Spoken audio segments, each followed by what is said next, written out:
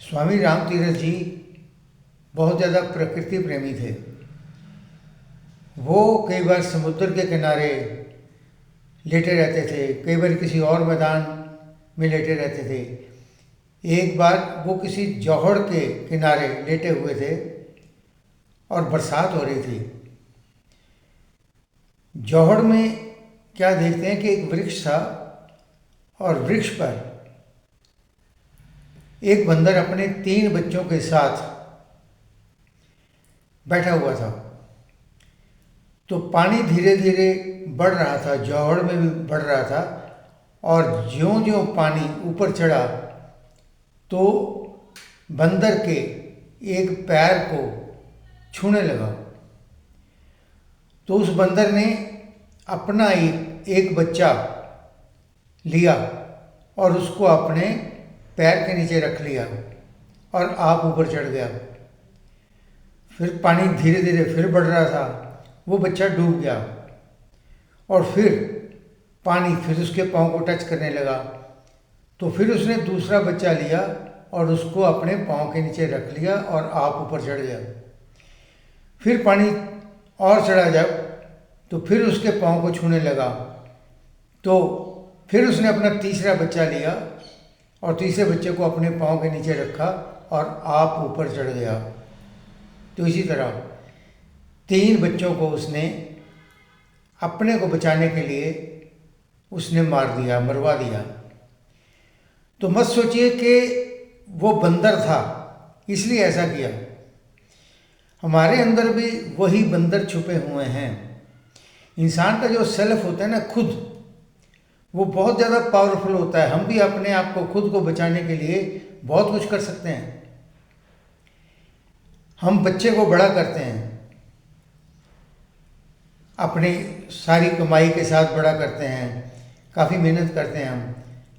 लेकिन सोचिए कि अगर किसी उसी मकान को आग लग जाए और बच्चा अंदर रह जाए, तो फिर देखिए क्या कहते हैं हम, कैसे चलाते हैं। हम चलाते हैं, कोई आदमी मेरे इस बच्चे को बचा दे, मैं उसको सारी प्रॉपर्टी दे दूंगा, सारा धन दे दूंगा, लेकिन मेरे बच्चे को बचा दे।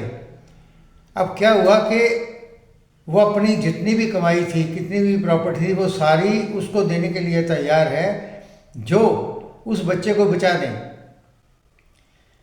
लेकिन बच्चा किसके लिए कुर्बान किया जा रहा है? बच्चा कुर्बान किया जा रहा है सेल्फ के लिए, खुद के लिए।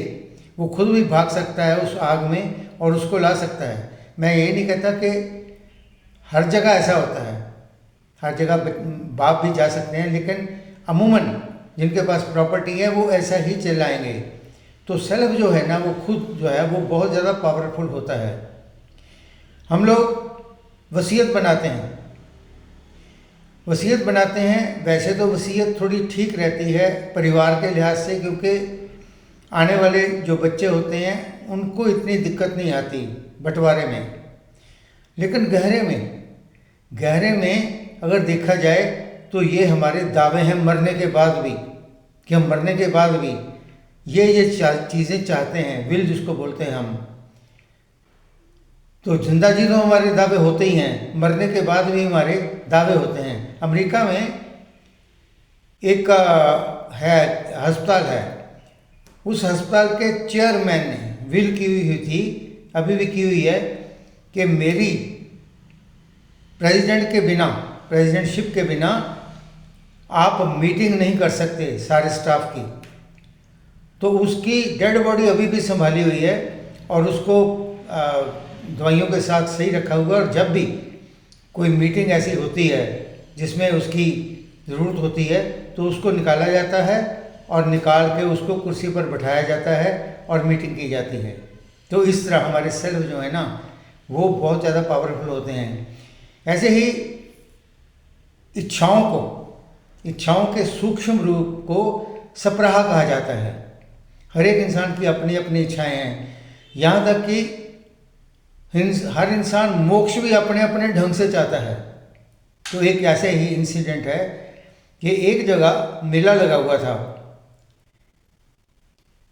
हुआ था और वहाँ पर एक कुआं था। कुएं में एक आदमी गिर गया था। तो वो आदमी को कोई निकाल नहीं रहा था और वो बेचारा अंदर से चिल्ला रहा था, मुझे निकालो, मुझे निकालो। काफ़ी तो तमाशबीन थे जो उसके कुएं के इर्द गिर्द खड़े थे और वो निकाल नहीं रहे थे, और कुछ मेरे जैसे थे जो सिर्फ सुनकर आगे बढ़ रहे थे। तो वो बेचारा चिल्लाता रहा। इतने में एक समाजवादी आया, समाज सुधारक आया और उसने पूछा क्या हुआ है।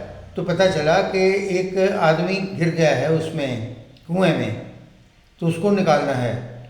तो वो आया कुएं के पास और कहने लगा तुम गिर गए हो, लेकिन अगर मैं तुम्हें निकाल दूं तो कोई और आदमी भी गिर सकता है, उसको निकालेंगे कोई और आदमी गिर सकता है।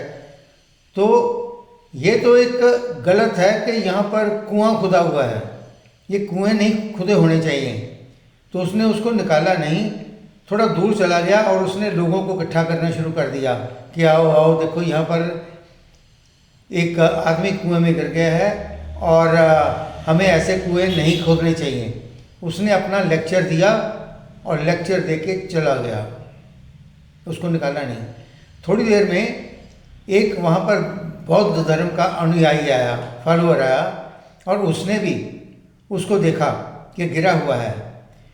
तो वो कहने लगा मैं तुम्हें निकाल तो दूं, लेकिन मैं कोई नए कर्म के साथ अपने आप को बांधना नहीं चाहता। मेरे कर्म काफ़ी सुधरे हुए हैं, मैं अपने आप को किसी नए कर्म के साथ बांधना नहीं चाहता। और उसने भी उसको निकालना नहीं, थोड़ी दूर गया और थोड़ी दूर जाके किसी प्लेटफॉर्म पर बैठ गया और अपनी साधना में तल्लीन हो गया। यहाँ एक बता दूं आपको कि एक तेरापंथी समुदाय है जैनियों में, तो उनका मान्यता है कि अगर कोई तड़प भी रहा है ना तो उसको मत ठीक करो, मत अस्पताल लेके जाओ, क्योंकि वो अपने पिछले जन्मों का हिसाब कर रहा है, और अगर हम ले भी जाएंगे तो उसको फिर ये जो कर्मों का हिसाब उसने देना है उसको फिर देना पड़ेगा। इसलिए वो किसी तड़पते हुए आदमी को भी इलाज के लिए नहीं ले जाते।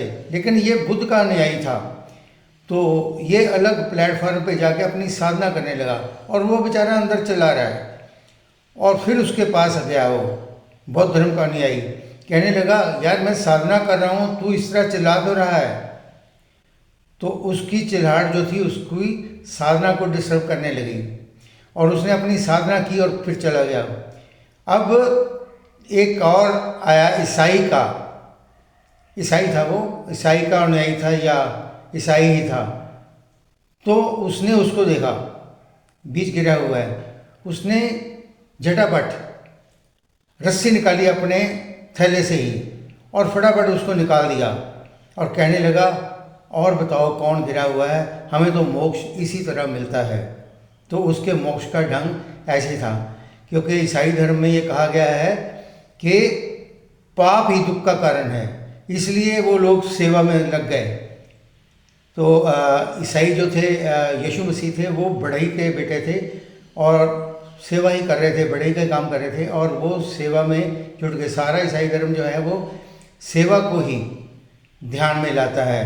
तो इस तरह मोक्ष जो है वो भी हम अपनी अपनी इच्छा के अनुसार ढूंढते हैं, लेना चाहते हैं, और गहरे में ये हमारे अपनी अपनी इच्छाएं हैं। Thank you.